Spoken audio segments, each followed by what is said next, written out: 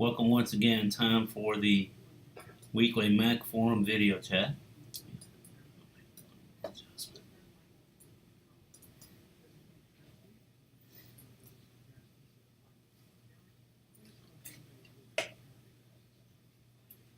Alright, gang, welcome once again. Time for the weekly Mac Forum video chat. Hope that you enjoy the information we have for you tonight. Hope this is take two. Hopefully things will work a little bit better than they did a minute ago. Let's dive right in, and I'll also try to get up last week's episode. We had numerous technical problems last week, most of them my fault. Idiot at the switch kind of errors. We'll try to see if we can avoid that tonight. But do want to point out a couple of things to you that might be very useful to you this week. First of all, one of our members by the name of Bill Gates Jr. in the forum was asking a question about the file sizes of items scanned with image capture because he scanned a couple things and was getting file sizes in excess of 3.5 to 3.6 gigabyte. Now that can happen with just about any kind of file, and generally speaking, one of the ways to deal with that is to reduce the resolution of the scan. Choose a lower resolution of the scan. But what do you do if you've already got a document that you scanned and saved and you want to change the file size on it? Well, you can. One of the reasons I brought up this thread is I want to point out this is something that Preview does very well. I've mentioned to you before that I like Preview because it has a wide variety of things that you can do with it. One of these is the following. Now, I've got here the thread that we were looking at, and I was because I wanted to have some information up to look at as I was talking to you about this. I tested this earlier this afternoon to see how big an impact this filter would do, and after I tell you the results, I'll show you the where to find the filter. I took a file. It was the JPEG that you see there on screen, and shot that with my iPhone and passed it over to my Mac. And when I saved it as a JPEG, it was about a 269K file. When I took that same file and I converted it to a PDF, which is a common thing that people do with scanned documents, and it's also the specific question that the thread was asking. And so I converted it to a PDF. That same document, one photo that you see there, was 270 plus K, 272, 273. So it actually gained 4K. But if you read a little farther, you'll see that when I finished one step in Preview, the file size went from 270K down to 29. And let me show you what I did. Okay, I'm going to go over here to Preview, and this is already up. You see I have Preview up on the right side of the screen. And what I'm going to do here is go to the export command, and as you can see right here, I'm going to drag this over a little bit so we can see it a little bit better. I've got it in PDF format because the file was already a PDF, so that's what you might get out of your scanning software. Look right here at this quartz filter section. Right now it says none, okay? When you click right here, there are a number of filters. If you applied, say for example, the black and white filter, it would turn that photo into a black and white photograph. There's a sepia tone one that will do the same thing, gray tone. But there's one here that I really want to look at. This is what I used to generate that 29K file. Reduce file size. That's all I had to do. The file went from 269, 270K down to 29. Now, it's really hard to tell in looking at the screenshots here what it did to the resolution. For me and for that particular document, the change in resolution wasn't really noticeable. For some things, it might be. So you might want to experiment with that. Take your original PDF file, go to that export command just like we did, and choose the reduce file size filter, and save that file with a different name. That way you've always got your original, and then once you decide that the second one meets your needs, then of course you could go back and delete the original. That would be perfectly acceptable. But don't do that until you've taken a look at the results of that reduced size filter. I suspect that some files are going to not gain a lot. For example, I have another PDF on my computer that is just a single page of text. It's already a small file. I don't anticipate that the reduced file size filter is going to make a big difference there. It would be just on those files that are more graphic intensive that you would see the result. All right, I'm going to put a link to this page, as I usually do. Every week I put in links, try to put in links to everything that we discuss. And this time it's because this is Apple's comment about using iPad power adapters with your iPhone, iPad, and iPod. The Apple USB power adapters for the iPad can be used to charge the iPhone or the iPod or the iPad, either one. Okay? Basically with most other Apple products. Now, it says you can use the 12 watt and 10 watt USB power adapters to charge iPad, iPhone, or iPod, the Apple Watch, and other Apple accessories. AirPods, don't have one of those, so can't, not relevant to me, but it might help you. This gives you an idea of which chargers can be used with what devices. And I mention that because if you're traveling and you want to cut down on the number of charger bricks you carry, this is a good way to do it.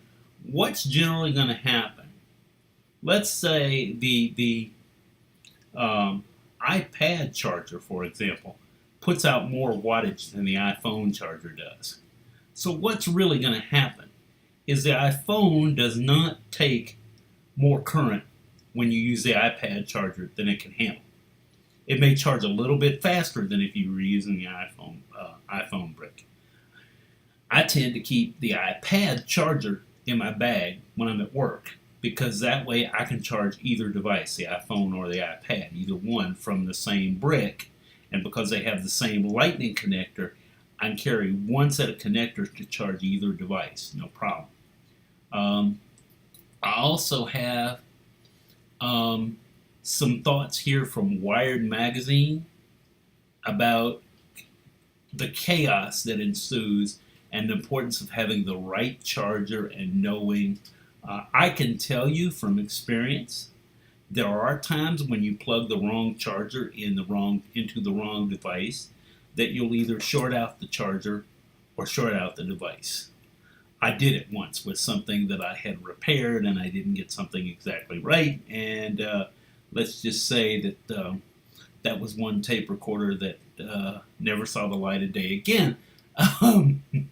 It's, minor accident like that will happen once in a while. But this gives you some good advice as well. As a general rule, you want to find out ahead of time, what does your device do?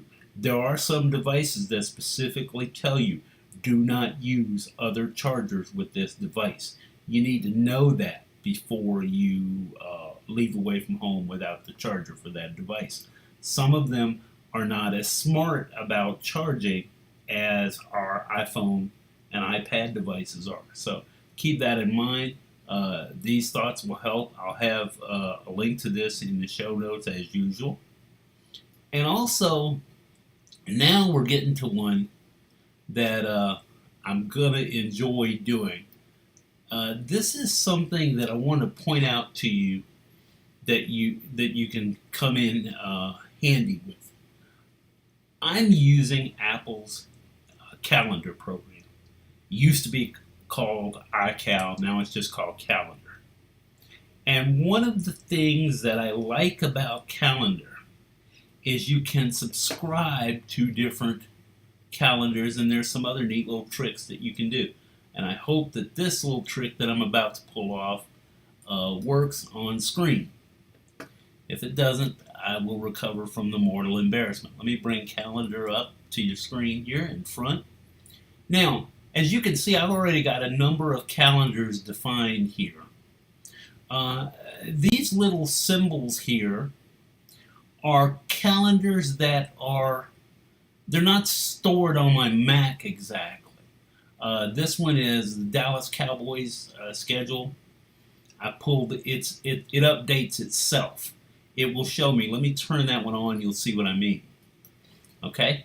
Now, all of a sudden, it populated my calendar with all of the Dallas Cowboys games that are coming up during the year. Okay. And if you notice, you can't see it in the screenshot, but this first game here last week, this Thursday night game, was the Hall of Fame game. And let's see if I'll make it bigger. There, because that game's already been played, there's the score. All I had to do to add this calendar is I found the ICS file, and it has, when you pull that in, it either has a link attached to the event, or you can find the link on the internet where it gives you a URL. And as soon as I'll show you what it looks like in Calendar. When you go to a new calendar subscription, and you put in the URL of the calendar that you want to subscribe to. If you do a search, you can find a lot of these on the internet. There's an entire site that has all of the football teams, American football teams, Patriots, Saints. I've got Cowboys and Saints schedules in here because those are the two teams that I watch. I didn't pull the entire league in. And this is a good time to point something out about the calendars that you have in place. Right now, I have both those calendars showing. I have my Saints calendar that I've subscribed to showing, and I have the Cowboys calendar. Watch what happens when I click right on the names of those calendars in iCal. Click on the Saints calendar, it goes away. It's just a toggle. It brings it back. Okay? So that means that I can hide it when I don't need to see it. And now I'm going to show you another little trick here. I have a calendar that I've called Home that has all kinds of different events that happen while I'm here at home that I kind of maybe want to be reminded of. Okay, right now I don't need my Dallas Cowboys. I'm going to turn that off for a second. And I'm also going to turn off, just to make sure I've got everything turned off that I don't want here.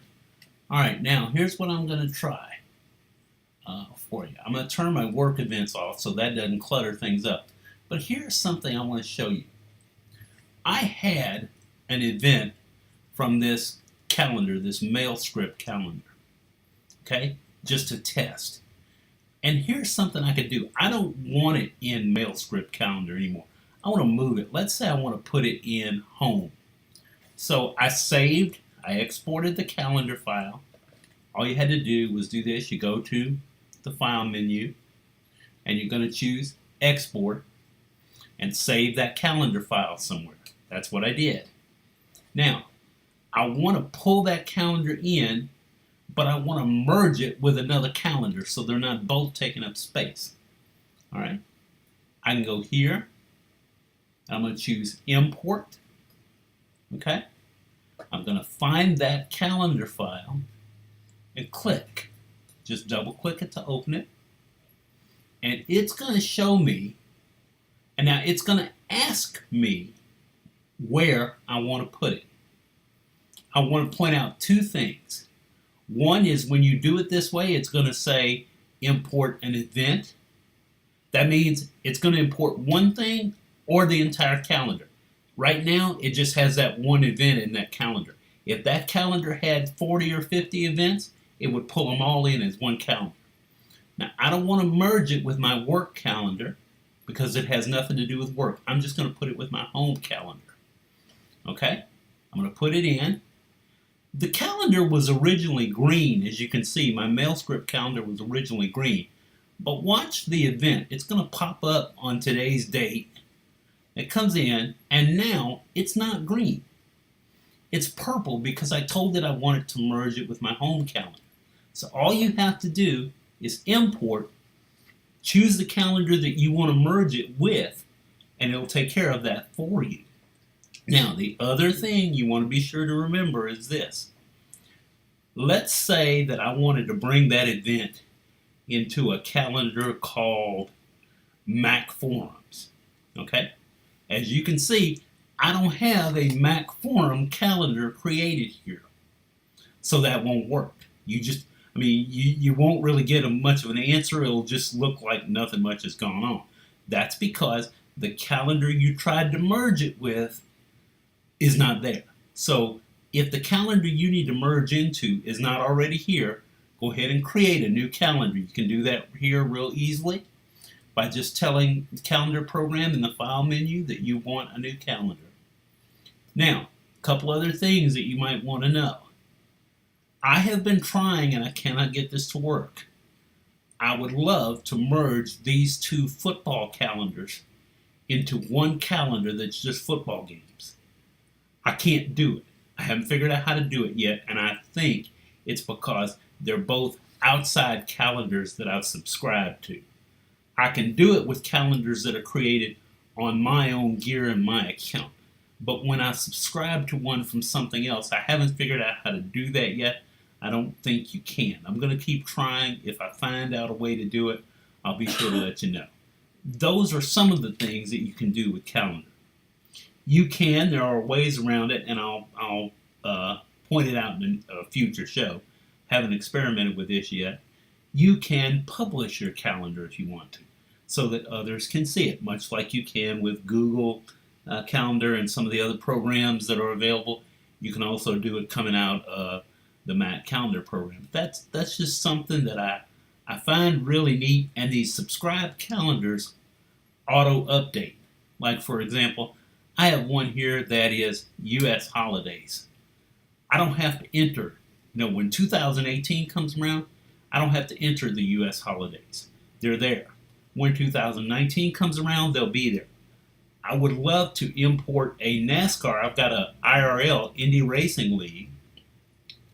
I'm going to turn that calendar on, and you can see that, let me make sure it pops up here. Whoops, wrong one. I'm going to click that one.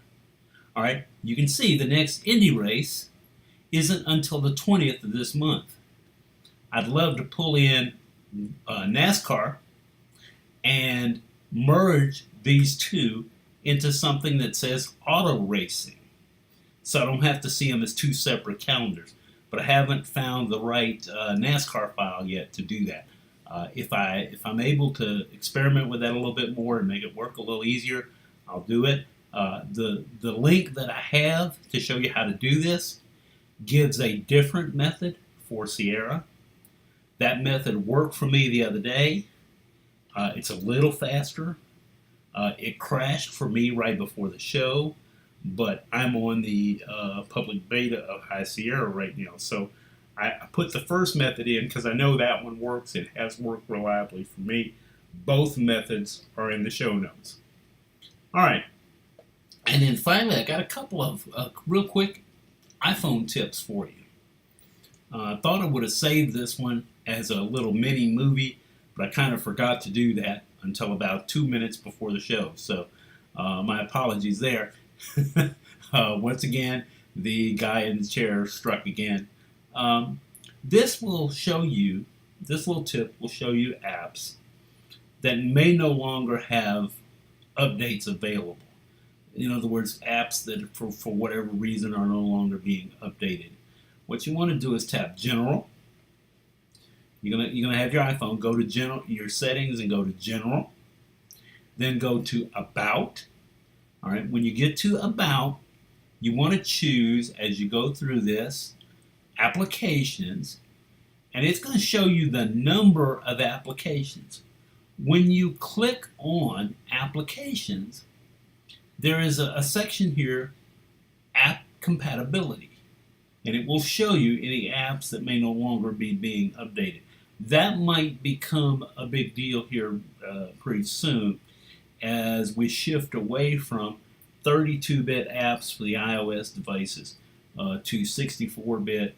I'm hoping that the ones that have not been updated will show up there, but this is a good way to spot older apps, and then you can decide whether you want to revise them, update them, or delete them. It just depends on how badly you need that particular app. All right, and then final iPhone tip of the night. This is not exactly an iPhone tip. It's one I cannot test at the moment because I do not have an Apple TV 4. This is what it would really be helpful for. Okay. 10 free Apple TV apps for watching free movies and TV shows. Okay, and I list this because, as you guys know, I've been experimenting with streaming a little bit over the last several months, and I found this list the other day when I was wandering around iPhone Life site. And speaking of iPhone Life, that previous tip, I believe, came from, let's just see, Connor Carey, whom I've referenced numerous times on the show. This tip with the apps is Jim Carpet. I think I've also recognized Jim a couple of times for some really good tips. These are some apps that you might find useful if you're looking for free shows and content to stream. I'm not talking about pirated stuff here. This is a number of things that kind of aggregate some of the free stuff that's available. Rewinder, for example, has a huge collection of public domain stuff that's no longer in copyright and is in the public domain, and it can be streamed. Some of these services, I have a couple of different ones on a little Roku gizmo, and some of these services are free. A few of them are cheap. I haven't looked at all of them. Obviously, there's a ton of these out there. These are just a few of the things that you might find useful. Rewinders out there. Crackle, which I have on my Apple TV 3. Haven't experimented with Crackle very much yet. If you're a classic movie fan, there's some references to some apps in here. Even if you don't have the Apple TV 4, you might find this list useful because most of these have iPhone and iPad versions. So you could stream it to your iPhone and then bounce that over to the Apple TV using AirPlay. So I'll have that for you, have the link to that in the show notes for you as well. All right, guys, that just about did it. That ran out of the tips and tricks knowledge that I had for the week. I'll try to save up some more things, particularly things with calendar. I'm trying to make better use of calendar than I have in the past. I was doing some pretty basic things with calendar. I started asking a lot more questions about what it's capable of doing. I know there are some other third-party calendars out there as well, but for right now, I'm just kind of learning more about calendar to see what it can do and what things I might need a third-party calendar for. That's going to just about do it for this week, guys. And as I say, I'll try to put a hustle on getting last week's show up into the ether for you. And until next week, this has been your host, Sylvester Rock, a.k.a. Sly Dude on the forum. And as you saw from tonight, a lot of times the topics that I talk about come, at least in part, from something that was mentioned on the forum. So if you've got a question, be sure to ask it in the forum. Remember that in order to ask a question, you got to be a member. And wonder of wonders, becoming a member costs you absolutely nothing. It's completely free to be a member. No problem there. So budget constraints can't be a good issue here, guys.